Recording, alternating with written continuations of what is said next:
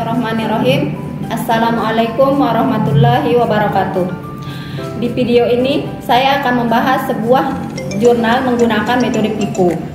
Kali ini saya akan membahas video tugas psikologi perkembangan dewasa muda pada masa NIPAS yang berjudul karakteristik dan status kesehatan mental ibu postpartum. Sebelum mulai menelaah jurnal menggunakan metode PICO, terlebih dahulu saya memaparkan pengertian tentang PICO itu sendiri.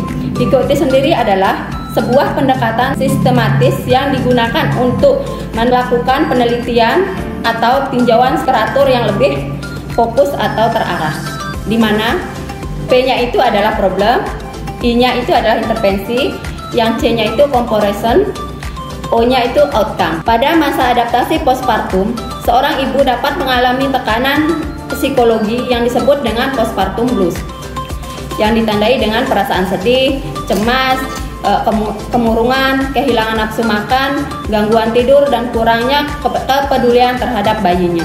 Masalah kesehatan mental yang sering terjadi pada masa postpartum mencakup postpartum blues, depresi postpartum, dan psikologis postpartum. Kesehatan mental ibu pada masa kehamilan hingga postpartum menjadi aspek yang sangat penting karena hal ini dapat berdampak secara berkelanjutan pada anak, pasangan, dan kualitas hidup ibu itu sendiri.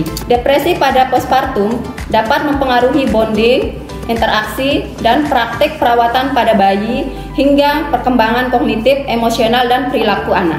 Ibu dengan depresi postpartum cenderung tidak menyusui dengan efektif, kurang memperhatikan keamanan, dan tidak melakukan perawatan sesuai rekomendasi. Menurut Setianingsih Yuliawati, terdapat hubungan antara depresi postpartum dengan pemberian ASI pada bayi. Depresi postpartum juga dapat mempengaruhi reaksi pasangan serta kesehatan mental pasangan. Selain itu, pada kasus yang berat dapat menyebabkan resiko percobaan bunuh diri yang mengakibatkan kematian. B. Intervensi.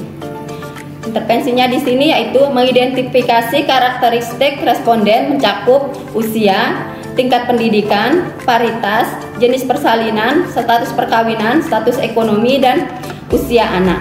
Mengidentifikasi status kesehatan mental ibu postpartum dan hubungan karakteristik responden dengan status kesehatan mental ibu postpartum. Berdasarkan data hasil Riskardes tahun 2018,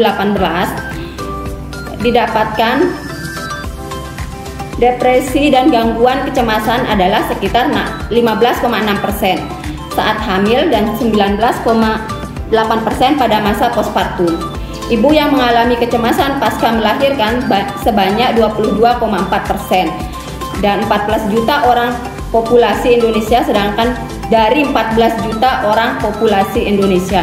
Sedangkan insiden postpartum blues sekitar 50-70%. Angka kasus postpartum blues kini termasuk dalam kategori tinggi dan dapat menyebabkan depresi postpartum. C. Comparison. Menurut Jumrah, pelayanan maternal seperti pelayanan edukasi antenatal cenderung terfokus pada kesehatan fisik. Sementara aspek holistik lainnya seperti persiapan mental seringkali terabaikan. Fokus pelayanan yang diberikan oleh tenaga kesehatan seringkali adalah kondisi fisik klien dan peralatan yang digunakan. Sedangkan aspek psikologis yang dialami ibu postpartum tidak terpantau dengan baik. Lebih lanjut, Adli menyatakan bahwa mayoritas ibu postpartum di Indonesia tidak menyadari bahwa dirinya mengalami masalah kesehatan mental. Gejala yang muncul seringkali dianggap kondisi yang normal dan wajar pada masa menjadi ibu baru. Screening rutin sebagai deteksi dini depresi postpartum belum menjadi standar praktik perawatan ibu postpartum. Outcome. Lebih dari sepertiga dari seluruh responden mengalami masalah kesehatan mental, yaitu 32,7%. Gejala yang paling banyak dirasakan adalah gejala somatik, cemas, dan sulit tidur.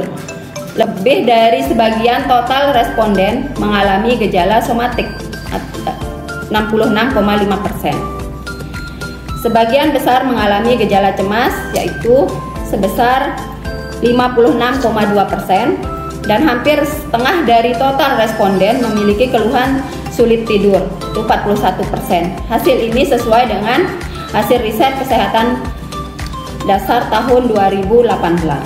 Pada periode ini terjadi peningkatan risiko kerentanan terhadap onset dan kekambuhan distres psikologis yang disebabkan oleh adanya tantangan hidup yang baru dan perubahan psikologis. Relasi jurnal dengan pengalaman kasus yang ditemukan selama bekerja adalah seperti kasus yang pernah saya temukan. Ada seorang ibu postpartum, ibu nifas dengan P1A0H1 dengan usia ibu 19 tahun.